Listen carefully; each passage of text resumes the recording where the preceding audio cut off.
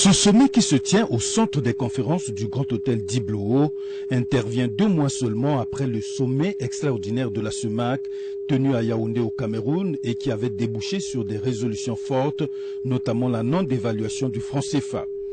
Moins d'une dizaine d'années après la crise économique et financière de 2007, la communauté économique et monétaire de l'Afrique centrale subit à nouveau les effets nocifs d'une nouvelle crise avec l'effondrement du baril du pétrole qui serait structurel et qui devrait durer dans le temps.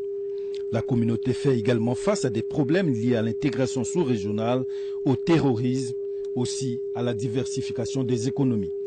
Problèmes auxquels les chefs d'État de l'institution trouveront des solutions.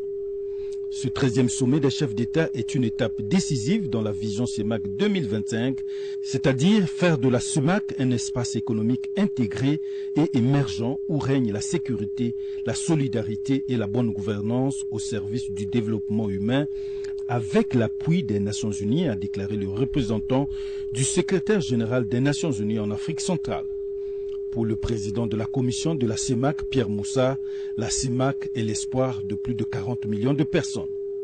Les peuples de notre sous-région, et notamment sa jeunesse, ses talents, ses scientifiques, ses universitaires, en un mot, ses forces vives, rêvent de se rendre de N'Djamena à Dolisie par la route, en passant par Mbaïkoro, Mbaïki, Ouesso et Brazzaville, sans perdre du temps aux frontières et sans arrêt sur les axes routiers.